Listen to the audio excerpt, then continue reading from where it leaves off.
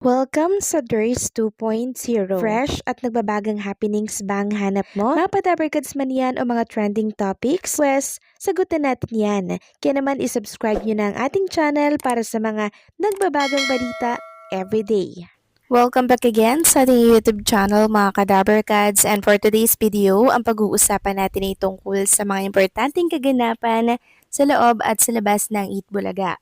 Narito po ang mga highlight. Birthday ni Bossing Vic Soto, pasabog.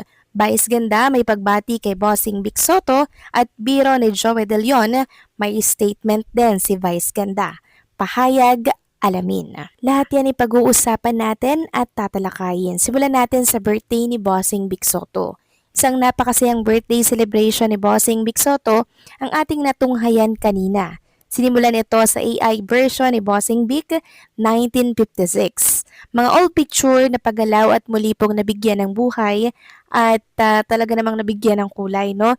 And nakita nga nating manghang-mangha si Bossing Vic sa loob kasi ng 47 years. Talaga namang nasosurpresa pa rin po siya sa mga paandar ni Ma'am Jenny Ep and syempre ni Direk Pochi. May sorpresa din sila Raisa May and Maine Mendoza na production number habang makikita ang background na AI po no sa LED na sumasayaw din. AI version ito ni Bossing Vic Soto at maging sila Tali, Baby Mochi ay may hinanda rin pong prod. Nagulat dito si Bossing Vic Soto kasi hindi niya po expected na maging ang mga anak niyang bagets ay may sorpresa din. Buong akala kasi ni Bossing may ibang pupuntahan daw si Pauline. Pero yun pala ay isa-sorpresa lang si Bossing sa studio po ng Eat Bulaga.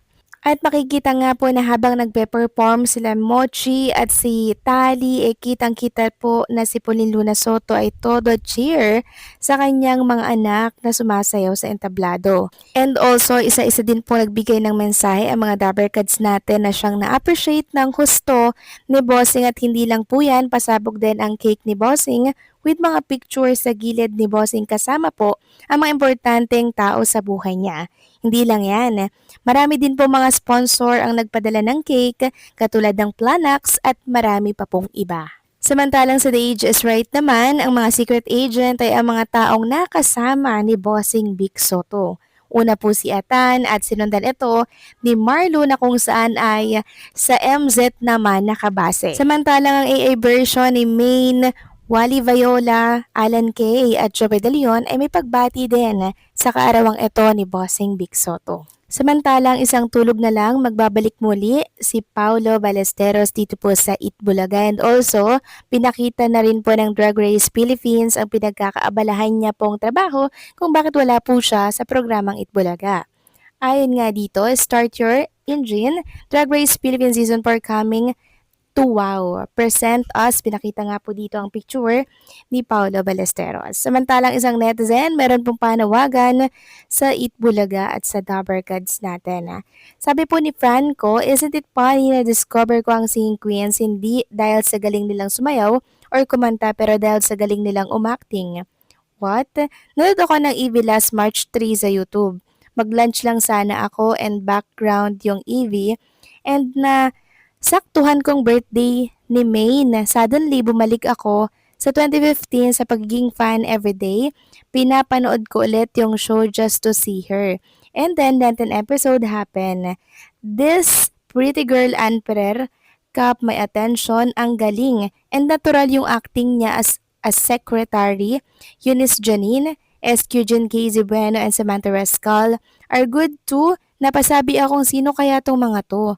Siguro normal lang na mag-isip ako ng ganon kasi hindi ko sila nakita nung nag-umpisa ulit akong manood ulit. Wala nang therapy that time, I think. Then nag-research ako na part pala sila ng Singing Queen sa EV. I started watching their blogs, TikToks, and other videos, and di ko na malaya na na-spend ko na yung buong vacation ko kakapanood sa kanila. Nung naramdaman ko na naging fan ako is masaya ako and malungkot. Basta ano ba kasing ginagawa ko noong 2023 hanggang 2025? Bakit ngayon lang?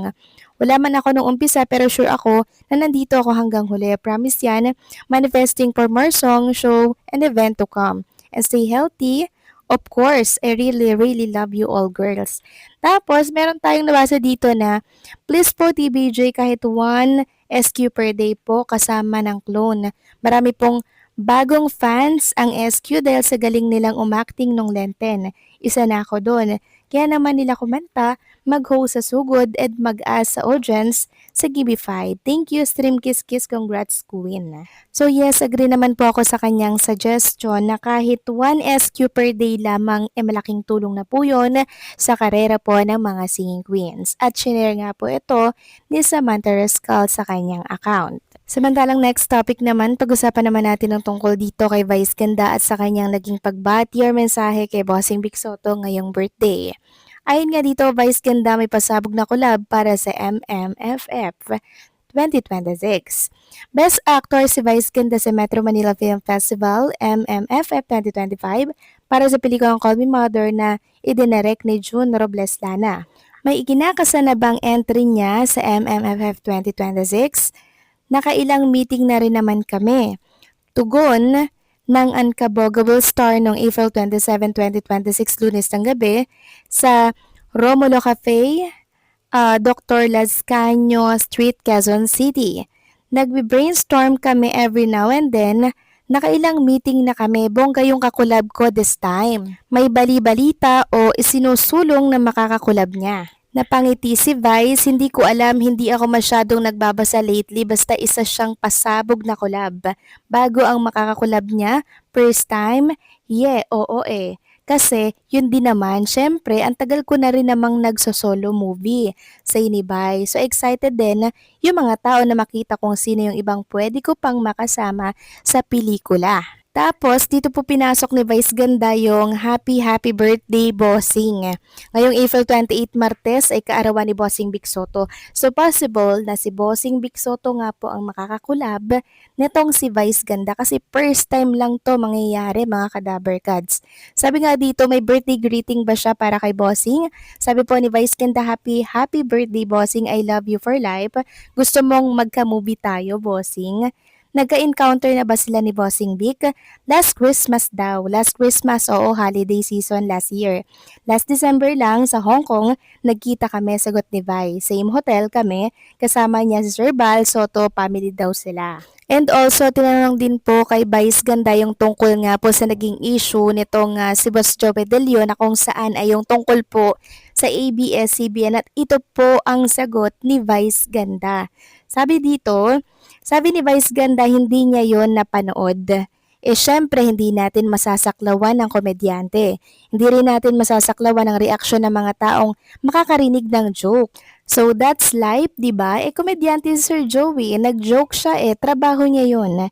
Nagjo-joke siya. So yan po yung statement ni Vice Ganda, nauunawaan at naiintindihan niya po yung joke ni Boss Joey De Leon. Kasi nasa entertainment industry nga naman sila, 'di ba? And alam kong ginagawa din po yan ni Vice Ganda, kaya nga po naiintindihan niya yung joke ni Boss Joey De Leon. And also, tingnan natin kung ang makakulab nga po nitong si Vice Ganda ay si Bossing Big Soto kasi napapabalita po yan mga Kadaber Kads. And agree ba kayo doon na magkakolab si Bossing and si Vice?